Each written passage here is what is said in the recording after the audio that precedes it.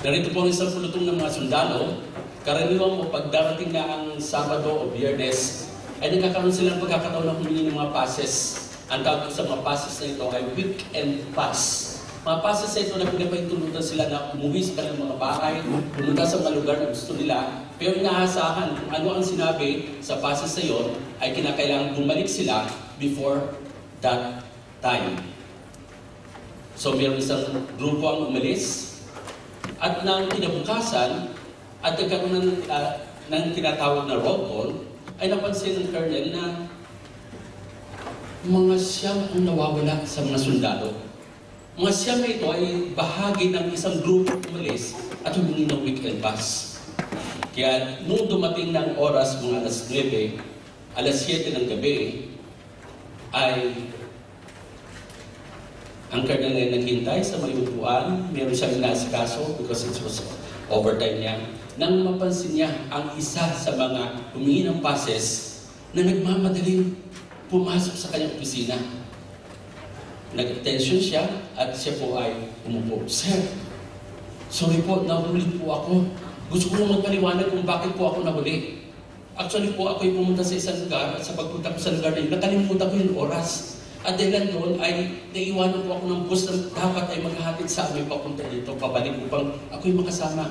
But since ako'y determinado po, ang ginawa ko po ay umupa ng isang sasakyan. Pero sa kalagitnang ng daan, yung sasakyan ay nasira. At nang makita ko, nahinto pa rin yung sasakyan yung somewhere sa field, sa my farmland, at may nakita akong isang farmer. Nakiusap ako sa kanya, pwede ko bang bilhin ang iyong kabayo upang ako'y makasakay at ako'y makaalis na. At nang ako'y, nang magkaisa kami, nabili ko yung kabayo at ako'y umalis na, ay nasa gitnaan ako ng daan, nang mamatay naman ang kabayo. Sabi ng gano'n. Kaya ang ginawa ko, since determinado po ako makarating, ang ginawa ko po ay naglakad po ako ng 10 milya pang natitira. Kaya narito po ako, napapagod at napapagod. Parang hindi maniwala itong colonel na ito. Ganun ka-arte ang ginawa niya, paghinga at lahat. At sinabihan na lamang siya, o sige, ay nireprimand siya. Sinabihan siya ako, munang ulitin. Then, dumating ang ilang mga sandali, mayroong sumusunod na 7 mga sundalo. Bawat isa, pare-pareho ang sinasabi. Naiwanan ng bus, umapa ng sasakyan, ang sasakyan ay nasira, bumili ng kabayo, ang kabayo namatay, at sila ay naglakad. Ay, talagang nag-iinit na ang ulo ng colonel nito. Ng bandang huli, yung pinakasiyam, ang pinakahuling dumating. At sabi niya, pero galit ang colonel ngayon, dahil sa nilolo ko at ako mga ito, pare-pareho mga sinasabi. So, ang sabi niya, Sir, bigyan niyo po ang pagkakataon ng mga pagpaliwanag. Nakaligtaan ko po ang oras, ako po ay naiwanan ng bus at ako po ay bumili ng umupa ng sasakyan. Anong nangyari sa sasakyan? Nasira, di ba? Hindi ko nasira ang sasakyan. Ang nangyari po, kaya ako na-late kasi may 8 kabayo na nakabulagta sa mga daan. Kaya ako nahirapan makarating. These are excuses. Mga excuses sa kuminsan, tayo bilang mga manapataya, ay ginagawa rin natin ito sa ilang mga pagkakataon.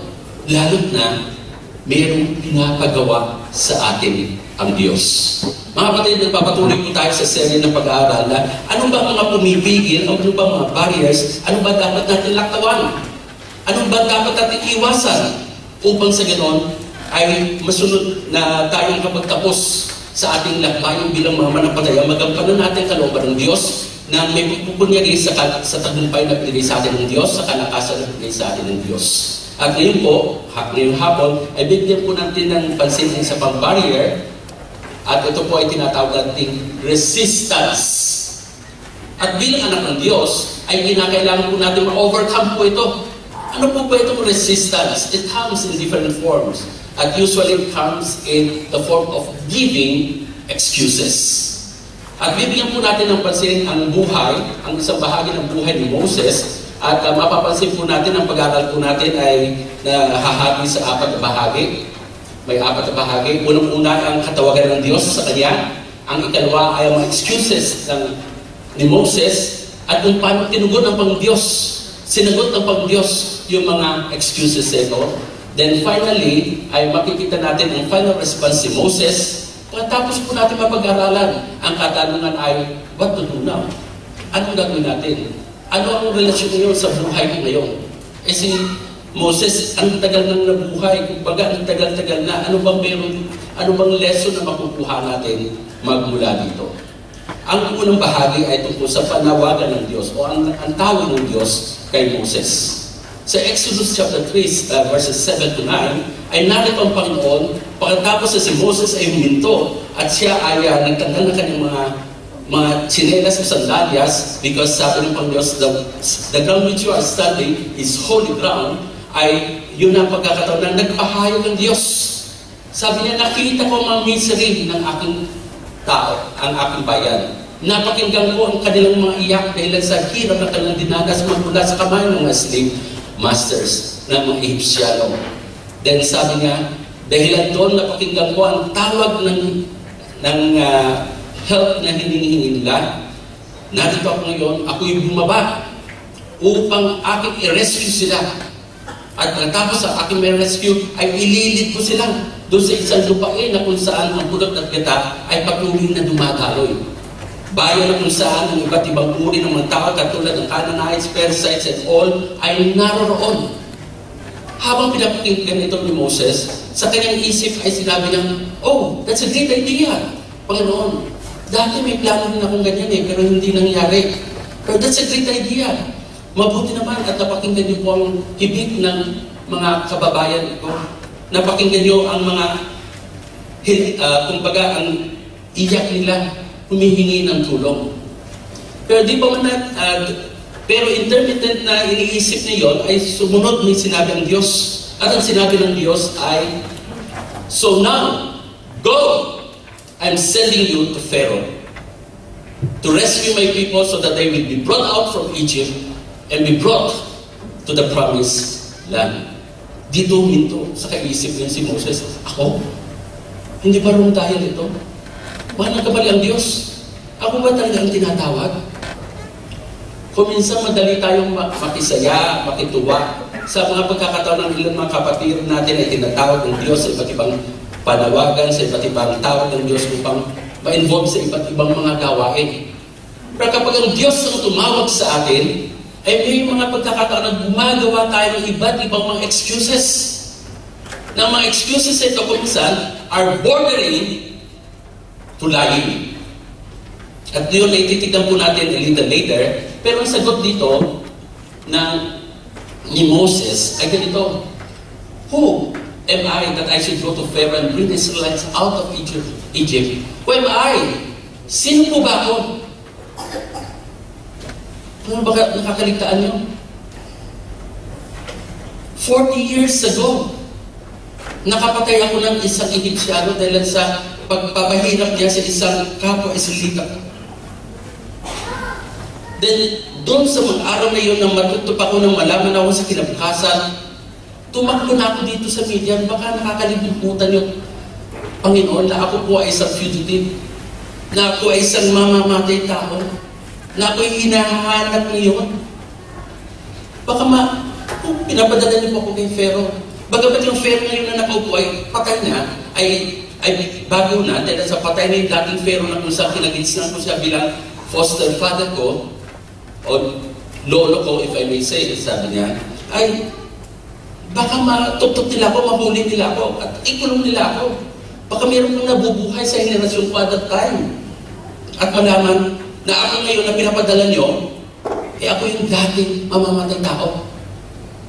Panginoon, baka nakakalimutan niyo. Amoy tupa ko. 40 years akong nagbantay, nag-alaga sa tupa ng aking father-in-law na si Jethro. Wala akong alam. Ang amoy ko, kaamoy na nila. Alam niyo naman, Panginoon, ang mga Egyptiano, ang tingin niya sa mga Israelita, yung sa uri na occupation na meron kami, shepherding, tinutuligsa nila yan. Ayaw nila. Panginoon, nagkakamali ata kayo ng tatak. Baka hindi ako ang tinatawag niyo. Murderer na ako, yung uri na occupation ko, isa pa sa pinakabababa, at detestable pa sa harapan ng mga Egyptiano. Panginoon, dati, tinala ako. But that was 40 years ago. Ako has-been na ngayon. Hindi na ako sikat. Kaya baka naman hindi ako tinatawag. But obviously, maliwanag na maliwanag nang makita ni Moses ang isang bush nag-apoy, nagliliyab, pero napansin niya, ba't hindi natutupok? Ba't hindi nagiging uling o magiging abo? Ba't walang lumilipad ng mga splinters? Kakaiba itong bush na ito, sabi niya.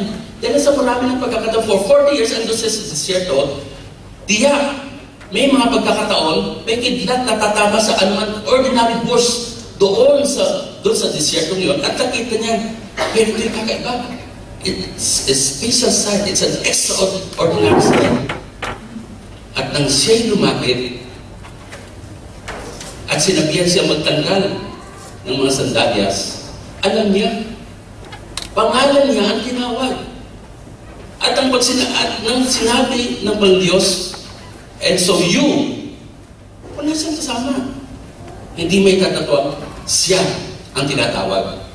Pero ngayong mga kapatid ay sabi niya, who am I? Sino ako? Sabi ng Panginoon, I will be with you. Let's not talk about you. Let's not talk about your past. Let's not talk about your background. Stop saying, I am what I am. But say now, I am what I am, but what I will be in the future,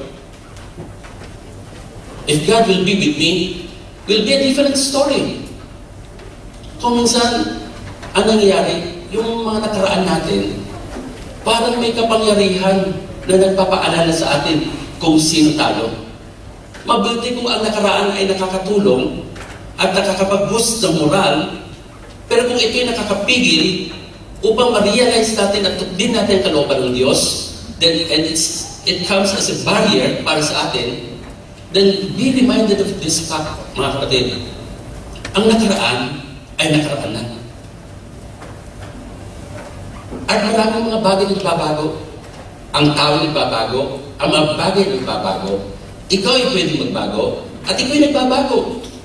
Tayo ay nagbabago.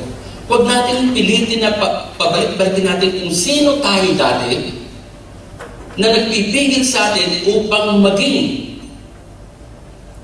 sino tayo ngayon sa kapamaraanan na gagawin ng Diyos. I will be with you. Sasamahan kita.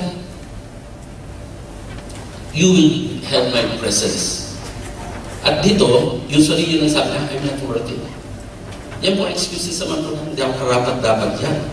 Kung minsan mga false humility ang pagsasabing gano'n, kasalanan yun.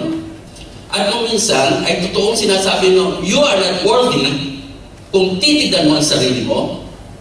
Pero huwag mong kakalimutan na dito sa pagkakataon, sinasabi ng Diyos, I will be with you. My presence will be with you. My presence will go with you. At since kung ang presensya ng Diyos ay sasama sa atin, kung siya ay sasama sa atin, then anong kakulangan natin? Kung siya ay tumawag sa atin.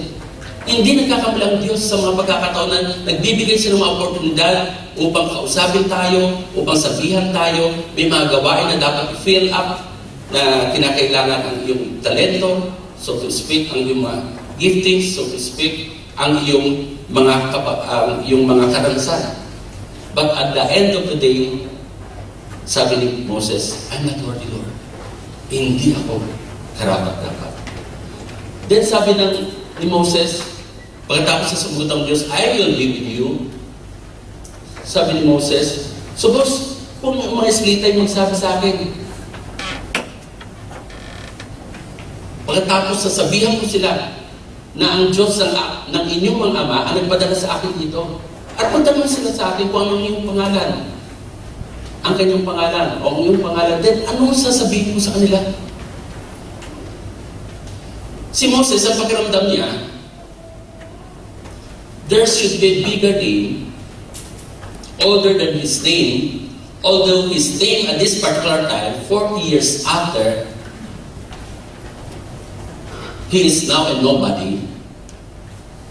Kailangan niya ng isang authority who will back him up. At itong authority na ito, in a sense, kaya niya tinatanong ang pangalan. Isang pamamaraan ng pagtingin yun. Dahil wala na si Moses eh. Matanda na siya, hindi naman siya ubod-ubod. Malakas siya. And yet, alam niya, he has been a husband. Kumbaga, wala rin siyang otoridad na sa ngayon. Depleted siya. Kulang siya. Kailangan niya ng isang authority na magbaback up sa kanya. Kaya ang tanong niya, anong sasabihin ko sa kanila? Unang-una, pag hindi ko masagot ang sasabihin nila, in the first place, di ko nga rin alam kung anong pangalan niya eh. Ano ba ang pangalan niya? Kasi marami yung mga Diyos-Diyosan. Kung sabihin nila, which God? Of course, there's only one God of their fathers. But their fathers, in the pagpapatuloy ng panahon, ay sumasamba sila sa iba't ibang mga Diyos-Diyosan. Sabi ng Panginoon, I am who I am. My name is I am. I am. This is what you are to say to the Israelites. Ito sasabihin mo sa mga Israelita, si I am, si ako, ang siyang nagpadala sa iyo para puntahan kayo. Now, kung titignan niyo mga kapatid, yung sa unang bahagi, sa unang mga talata, sinabi niya, I am the God of your fathers. I'm the God of Abraham. I'm the God of Isaac. I'm the God of Jacob.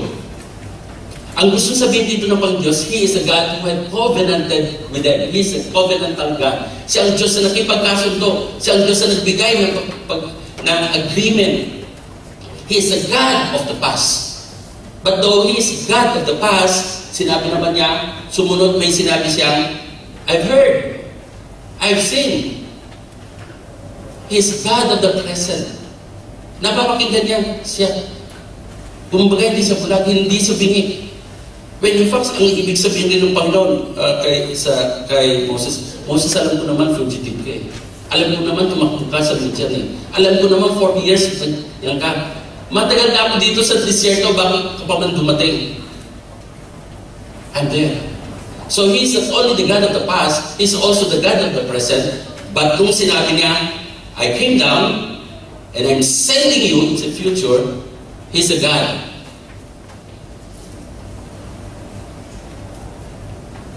of yung susunod na bahagi ng panahon. All in all, I am means I am the eternal God. The eternally present God. Siya ang Diyos ito. At sinasabi niya ngayon, I will be with you. Hindi lamang ako sasama sa iyo in the sense na kasama mo ako, pero tandaan mo, you will have me as authority who has sent you, so that you'll be able to say to the Israelites, I am has sent me to come to you to serve as your instrument, as His instrument, to rescue you and to bring you, lead you to that promised land. Then, ito naman karaniwang sagot natin. I don't have all the answers yet. Mag-witness ka, ano ko, baka magtanong sila, hindi ko anong sasagutin. Baka meron silang itanong na yun, hindi ko malaman kung paano ko bibigyan ng kasagutan. Hindi, kulang ako dyan eh. Hindi ko alam lahat eh. Maintindihan po natin mga kapatid, ang hinihingi ng Panginoon sa atin, yung commitment. Yung commitment na una, tanggapin mo yung tawag.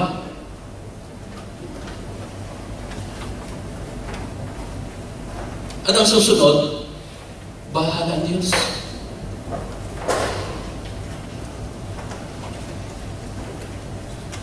Paano mo hindi sila makinig sa akin?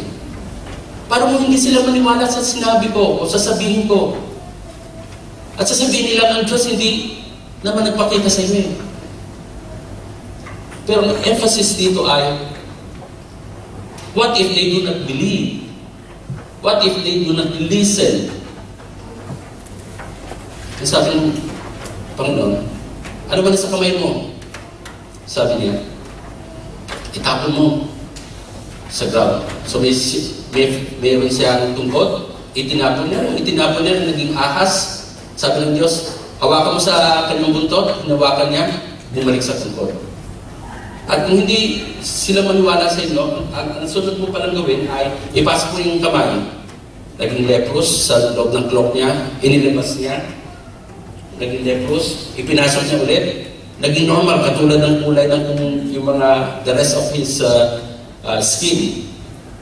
Then sabi ng Panginoon sa kanya, at kung sakasakali sa dalawang mga miracles ito ay hindi sila maniwala, hindi sila makinig, then pagdating mo sa Egypt, sumalo ka ng tubig, kumuha ka ng tubig from the Nile River, at ibuhos mo ito, magiging dugo ito. Itong mga pinakita ng Diyos, pinaperform sa harapan ni Moses, ay mga isasimbo ng mga miracles. Ibig sabihin, higit pa ang mangyayari kung siya'y susunod. Ibig sabihin, I don't need your ability. What I need is your commitment and your availability.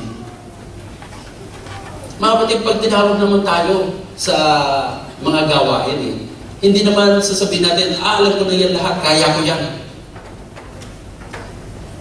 May nagsabi na isang author, sabi niya, kung meron isang uri ng gawain ng Diyos o gawain para sa Diyos na tinawag ka upang tugtin mo ito, at sa pakiramdam mo ay mawawala ang concentration mo sa Diyos habang ginagawa mo ito, then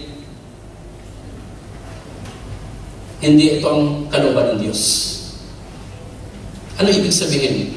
Ang ibig sabihin nito, mga kapatid, ay makita natin anuman abilidad na meron tayo doon sa tinawag ng Panginoon Diyos para sa gawain na iniatang niya sa atin, makita po natin na kung anong meron tayo, gamitin po natin. Obviously, hindi natin alam ang turns in and out sa mangyayari sa mga sumusunod. At makikita natin, somewhere, mga kulangan tayo. Pero ang Diyos, ang siya kong magpupuno because He is our sufficiency. Siya kong magpupuno. Huwag mong tignan ang kakulangan mo. Tignan mo ang sufficiency ng Diyos kapag ito yung tinawag niya. Kapag ito yung tinawag niya, hindi siya magkakamali. At kung ang tingin mo ay kulang ka pa, sumunod ka lang. Tinawag ka eh. Hindi naman siya nagkakamali. Mag-respond ka. At sa pag-respond mo, ay tignan mo kung paano ang mga kakulangan mo, mga limitations mo, ay fill upan ng Diyos upang in the end, katulad ng sinabi na po sa Pablo sa 2 Corinthians, our sufficiency is not in us, but in Him who called us.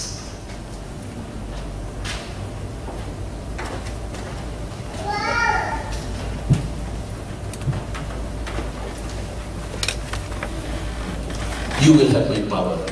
Lahat ng mga kapangyarihan na gusto kong pagawa sa iyo, magaganap yun. Hindi dahil sa kakayahan mo, pero dahil sa ako'y sasayo at ibibigay ko sa iyo ang mga bagay na ito. Ibibigay ko sa iyo. Ang kailangan mo lang, Moses, ay sumunod ka. You will have my power. Ayon sa mga sitwasyon na kinakailangan, my power will be manifested sa pamamagitan mo. That is how God, who is the authority behind sa mga calling sa atin, will fill all our limitations and will find Him to be more than sufficient to the task He has called us. The task that was put upon sa shoulder ni Moses was a colossal task. Malaking task yan, sa totoo lang. But then, he reminded of the one who called, greater than the one, far greater than the one whom he is calling. Kung baga, gagamitin kita lang instrumento. You will be my fuel, I will be the fire. You will be my fuel. Kung handa ka, then my fire will be manifested. Yan ang pangako ng Diyos. I may not have all the respect Kung hindi naniniwala ang tao sa iyo, walang respeto sila sa iyo sa isang punto. Kung hindi sila makikinig sa iyo, wala silang respeto. At yan ang kinakatakutan natin. Na hindi natin makuha ang respeto ng mga taong pinagsisilbihan natin.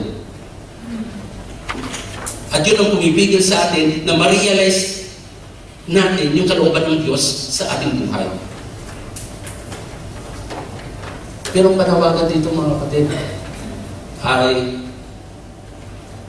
if I am with you and you have me, and I will give you all the power, then they will see that God is in you, that God is upon you, and because of that, the respect will be there. Of course, hindi lahat maniniwala, hindi lahat masasiya sa paglilingkod mo, pero pinakamahalaga, ganapin mo ang dapat mong gawin. I may not have all the respect. Excuse number 4, sabi niya, I've never been eloquent in the past. Hindi ako magaling magsalita, maging sa nakaraan. Maging, nung tinawag niyo po ako bilang, since you have spoken to me, your servant, maging nitong ngayon lang, sa sumasalita nitong kinakausap mo ako, I'm slow of speech and tongue. And yet in the book of Acts, chapter 7, verse 21, ang sabi ni Stephen, who is the first martyr of the Christian church, that he is mighty in words and in deeds. In words and in action. Ibig ba sabihin, nagsisinungaling itong si Stephen? Siya inihanda. He is a prince, future king of Egypt. Kung hindi lang nangyari yon. In a sense, he is trained, he is the prince of Egypt, and he was trained sa pinakamainam na universidad doon sa Egypto. Inihanda siya. But ngayon, itong sinasabi, partially true. Sa totoo nga lamang, that was 40 years ago. Because the next 40 years, ang kinukumanda niya, hindi maraming tao ang kinukumanda niya, isang pulutong lamang ng mga tupa. Yun lang inutusan niya, punta kayo dito, sumunod kayo sa akin. So yun lang ang nasasabi ng mga bokabularyo siguro. Wala na siyang ibang alam na bokabularyo. Kasi kung minsan, yung para natin mong kasama, nagiging katulad kanila. So, yung wala mo, alam eh, I'm slow speech and tongue. Yung sabi ko, ang Diyos, sino nagbigay ng bibig? Sino nagbigay ng mata, so to speak? Sino nagbibigay ng paningin? Sino nagpapabulag? Sino ang turn people to deaf or mute? Is it not I? Dito makikita natin mga kapatid na he's talking about him. Sarili niya, tinignan niya. Parang ganito pag tinawag tayo ng Diyos, no? So whatever na katawagan, para mag-serve sa general services, para mag-serve sa transport ministry, para mag-serve sa kid church, para mag-serve sa music ministry, para mag-serve as an elder or as a deacon, or whatever calling that we may have, or calling para mag-serve as a money counter. Makikita po natin, ang gagawin natin muna, susumahin muna natin mga strength natin. Tapos titignan natin yung mga, ano sa kabila ng strength, assets, o ito, mga liabilities, mga limitations. Then pagkatapos doon, tatansahin natin, hindi na po. Pero, klarong-klarong tinawag ka. Sinabihan ka ng Diyos. An impression, mag-bring through ilang mga kapatiran, or a group, or pastor, gano'n, no? Dito, hindi natin tinitignan yun. Pinagkakatiwalaan tayo. And we grow with the ministry. We learn more and more. But there's no end. Hindi tayo dapat katulad ng Papa Edsel Gorman. I am what I am and that's what I am. Ako'y ako at ako yun. Ako na lang yun. Hindi. Marami pang pwedeng gawin ang Diyos sa buhay ng bawat sa atin. At ang panawagan niya sa atin sa iba't ibang pamamaraan sa ibang specific ministry ay i-equip niya tayo. Bahala siya mag-equip kasi siya tumawag eh. Ang Diyos natin ay pawang maalam at alam niya at hindi siya nagkakamali sa pagtawag. Yun ang gusto natin ma-emphasize, makita po natin. Kinakailangan may teachability, teachable spirit tayo. Mapagkumbaba Nagmi-minister tayo, mapagbaba tayo. Hindi natin alam lahat. At hindi natin darating ng araw na alam na natin lahat. Somewhere, somehow, there will be one na hindi natin alam. At ang kinakailangan, patuloy tayong maturuan. Isang espiritu nagpapasakot, isang espiritu na nagpapaturo, isang espiritu na may humility, yan ang pwedeng maging servant ng Diyos. Binabago naman tayo eh. Maybe we are proud before, pero binabago tayo. Sa Apostol Pablo, kung paano siya tinago, sumunod siya. And the rest is history. At itong panawagan natin, sabi nga ni Pastor Boots nung nakarang BBR natin, ang sabi ng nakarang Friday, tayo hindi lang tinawag para maging miyembro, tayo tinawag sa DCFA at ang Diyos para maging worker. Lahat ay worker. No matter kung ano man uri ng ministry pinagkatiwala sa atin, ginampanan natin ng buti, we are workers. Yun ang gusto natin makita. And we are talking about leaders. And we have seen leaders in you. Kaya pag tinawag kayo ng inyong LG leader, sabi, ikaw naman mag-assist kasi yung isang LG leader natin, yung assistant natin, ay humiwalay na siya, nagkaroon na naman siya ng isang maliit na grupo. So, kinakailangan ng assistant dito, so ikaw naman itatap ko ngayon. Malay mo, and greater possibility, ang Diyos ay gumagawa sa mga leaders natin at tumatawag siya sa pamamagitan ng mga leaders natin upang ang iba naman ay mag-fit in.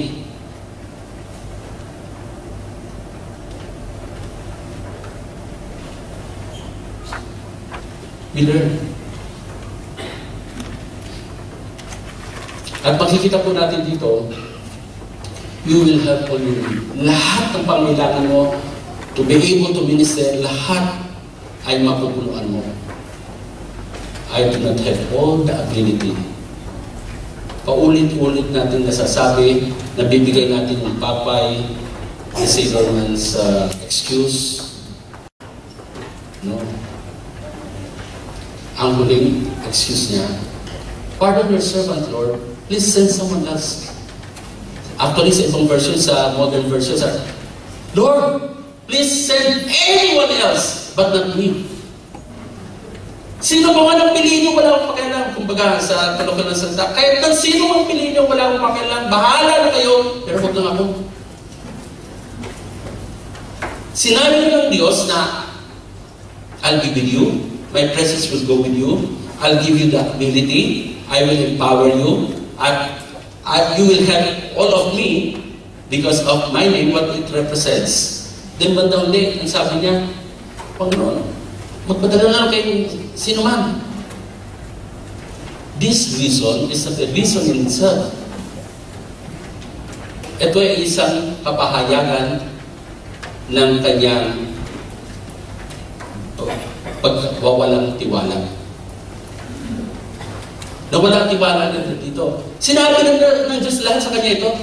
Kung sinabihan tayo ng Diyos sa ganito at audibly ng pakinggan natin, tutuloy tayo, di ba? Pero siya hindi. Sabi na, bahala na kayo, sino pa man, wag lang ako. At dito na makikita natin, dapat tayo magre-respond in faith sa tawag ng Panginoon. It was in 1985 when I was working together with Pastor Riggs sa isang kumpanya. And then I was part-time teaching sa Phoebus at the time. And at the same time, I nagsaserve ako sa church namin as parang secretary, ang nila, assistant to the pastor, not assistant pastor.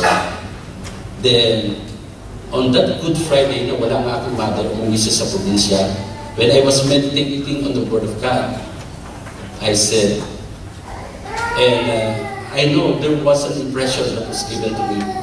And it was asked to move out of my company and work quote-unquote in full-time ministry. Sabi ko sa boss ko, he's my friend also, kung i-release mo na ako dahil sa I have a call na maglingkod. Sabi ng boss ko, basta tiyakin mo lang ang kaibigan ko na mapapakain mo si mama, ang tawag niya sa mama ko din, ng 3 times a day. Kung magagawa mo yan, go wherever you want to go. So sabi ko, my God can do so.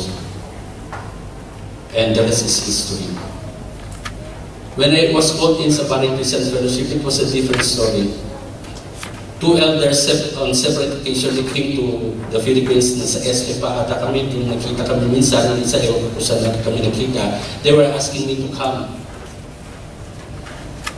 I said, no. I'm very happy, very satisfied ako, very comfortable ako sa ministry na meron ko sa church namin as a senior pastor then later. At sa pagtuturo, I'm very comfortable. I don't want to go. Pumunta lang ako dito para sunduin si Sister Nate. Para patasok, iuwi ko siya. At doon na kami magpapatuloy. But there was a turn of events. Turn of events that we never had expected. And the rest is history. If I look to myself, doon sa church namin, all of our previous pastors were actually, alam nila, si Sir Betian nila, Pastor Vic, na talagang high-strung. Glory to the Lord by giving them all those, kung ano man meron sila. Ako salat sa ganoon. But when they called me, hawak-hawak ko ang attache case ko, I was full-time sa Phibias. When they called me, because when I was in Phibias, I was serving as a pulpit minister for 1 year sa Santa Monica Christian Fellowship. And was okay ako sa Phibias, full-time ako, meron akong dorm doon. Tinawag ako ng church board, if you will consider na ikaw na maging pastor ng church sa dating pinanggalingan mo. Hawak-hawak kong attache case ko. Nagpapaalam kay Miss Visitasyon sa loob na nasa Phibias Canteen. Sabi ako, nabalitaan niya kasi, are you crazy? Sabi niya, Inglesera kasi yun, Ilocano. Are you crazy? Nasa higaan ka na, pupunta ka pa sa yan with all the challenges and mga problema na meron ng church niya. So I was told, and I'll go there. I'm not a Superman, I don't know how to deal with things, but I know God called me. Ang sabi ko lang sa Panginoon, hayaan nyo lang makalabas ako sa church ito later, kung wala makaalis sa church ito, na scot-free. And the rest is history. Nang magpaalam ako a year after, sabi ko, pag muna kung pwedeng, only muna kayo, punta muna kayo. Sabi ko, hindi. Magpapaalam ako, I don't want the church to be in a situation na naghihintay sa akin. And the rest is history. Mga kapatid, we have to heed to God's call. Marami tayong hindi magagawa talaga. Pero pag tinawag tayo, go tayo. Prayerfully, kinakailangan natin na malaman. So dito ang galit ng Diyos ay ganyan na lamang, nagliliyab, hanggang sinabi, o sige, hindi ba andyan si, what about your brother Aaron? I will help both of you. Pero alam niyo, matapos ng si Moses ay umakyat sa Mount Sinai, at nang siya bumaba kasi sinasabi ng Diyos, ano ba yung may gulong nangyayari sa baba? It was Aaron na kanyang kapatid na pinili niya upang maging spokesperson niya o mouth niya, ang siyang nanguna kasama ng ilang mga elders ng mga Israelitang nasa baba ng paanan ng Sinai upang sumamba sa Diyos-Diyosan. Aaron was not the first plan of God was not, wala sa plano si Aaron para maging spokesperson ni Moses. Ang gusto ng Diyos, despite of whatever Moses turned out to be, kung hindi na nga siya Elohim, ay gagamitin pa rin siya ng Panginoon because in His weakness, makikita ang kapangyarihan ng Diyos. Makikita ang kapangyarihan ng Diyos. At ang Diyos, gusto niya, ang glory niya, not to be shared with anyone. But Moses says, no, Panginoon, bigyan mo. Iba na lang. So, nagkaroon ng mediation at kumbaga, nagkaroon ng pag-ayos na, o sige, si Moses, si Aaron sa sama, na nagiging katitisuran si Aaron later sa kanyang buhay. Sa kanyang ministry. You will have your brother. I'm not as qualified as all the others. Nasasabi po ba natin ito? Ay, hindi ako katulad nun. Siya na lang no. Nasasabi natin po yun, di ba? Mga kapatid, pag tinawag ka, pumibigay na excuse sa Panginoon. Parang sinasabi mo, Panginoon, kamali ka. Hindi mo alam sinasabi mo. Hindi mo pakilala na mas magaling ito at yan ay pwede i-fit dyan. Parang sinasabi mo walang mata ang Panginoon. Parang sinasabi mo maikli ang kaisipan ng Panginoon. Parang sinasabi mo walang memory ang Diyos. No! Hindi ganyan ang Diyos sa atin. Pag siya'y tumawag, and his final response ay, nagpaalam siya sa kanyang father na si Jethro. Pero sabi niya, let me return to my own people in Egypt to see if any of them are still alive. Mike, sabi nga ng Chuck Swindoll, it was a feeble na excuse. Pagpapaalam na hindi yan ang eksakto. He was called! Ba't hindi niya masabi kay Jethro na kanyang father-in-law, I'm not worthy. I will not have all the answers. I will not have all the respects. I do not have all the ability. I'm not as qualified as all the others. All these excuses, ihinto na natin. Kung gusto natin matupad ang kalooban ng Diyos sa ating buhay, kung tayo tinawag ng Diyos, we respond obediently. What to do now? Be sure first that it's God's voice. Kasi kung hindi nga talaga kalooban ng Diyos, papalpak. Kaya tingin mo muna, siguraduhin natin. At paano natin masisigurado? Masisigurado naman natin dahil sa kung tayo ay sanay nang makinig sa salita ng Diyos, kung tayo ay misinet aside sa time na we have quiet time with the Lord, napapakinggan natin ang kanyang tinig, yung mga impression na bibigyan niya sa atin, hindi natin mapapagkamalan ng tinig ng Diyos. Dahil sa nasanay tayo sa pakikinig. My sheep knows my voice. Sabi ng Panginoon. Be sure you are hearing God's voice. Be sure, yung katawagan sa ng Diyos sa iyo ay nag-square in doon sa kung anong kapahayagan ng Diyos, sa salita ng Diyos. Kaya yun po ang dapat po natin siguraduhin.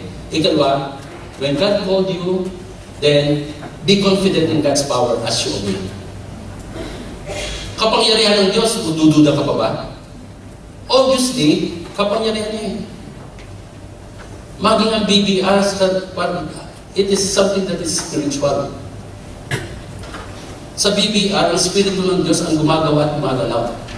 Kung sino man mga nagtuturo, sila ay kami mga kagamitan lamang upang may bahayag ng mga salita. But then, at the end of the day, it's the Spirit of God who is working. The power of God is such in a way that it can work in and out sa kapamarang hindi natin maintindihan, pero nare-realize ang lahat ng mga bagay nito. Be confident in God's power as you obey, despite the fact na you know your inadequacies, be open to God's will. Huwag maging matigas ang ulo at ma-miss natin ang tawag ng Panginoon. At kung hinayang tayo later, maliban na lamang kung bibigyan pa tayo ng pagkakataon ng Diyos at minsan pang ulit tawagin. Mga kapatid, ang burning bush represent yung lugar na kung saan yung Diyos ay yung item na kung saan ang tinig ng Diyos ay napakinggan. Alam natin kung anong nangyari kay Moses.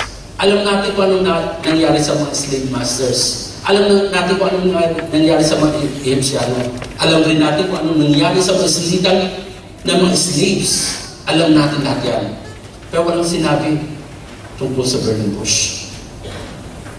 Spiritually speaking, God is continually doing His calling in a supernatural way. Kinukuha ng mga atensyon natin sa maraming mga pagkakataon. Pero dahil sa busy tayo, hindi natin nakikita, nagagalaw, hindi natin nagpe-perceive. Mga pangailangan sa iglesia, ang pangailangan sa evangelism, ang pangailangan ng one-to-one, ang rami natin mga iba't ibang mga bahagi kung saan pwede tayo mag-fit in. But at the end of the day, maunawaan po natin, witnessing is not a gift. Evangelism is a gift. But witnessing is not a gift. It is a calling upon every ordinary Christian. Every Christian sa iba't ibang ladder. Lahat tayo tinawag upang magpatotoo. Lahat tayo tinawag upang tumayong bilang saksi ng Diyos. Lahat tayo tinawag upang sabihin sa mga kaibigan natin, sa mga taong kalapit natin, sa mga taong dinala sa atin ng Diyos sa ating buhay. Maaaring sa one chance na nakita lang tayo, nakita na ninanay sa Diyos sa ipaabot ang mensahe niya sa mga tao. But in a sense, we don't know what happened to the burning bush. Nagpapatuloy na tumatawag ng Diyos. Ang katanungan ay, tinawag kayo sa anumang mga pangailangan sa anumang gawain. That He responded. Yes, mga kapatid, this and if it's important to you, you will find a way. If not, you'll find an excuse. Ngunit kung tayo ay tunay na mga mananampalataya, ang nais sa atin ay kaluguran ng Panginoon Diyos, ang nais sa atin ay glory ng Diyos, ang nais sa atin ay pagsunod sa Diyos, then we will always find a way to fulfill God's will. What He wants from us,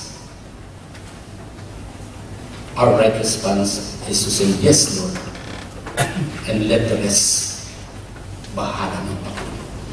And as you submit, at habang ginagamit ka, glory will be given back to you. Tayo po yung manalangin.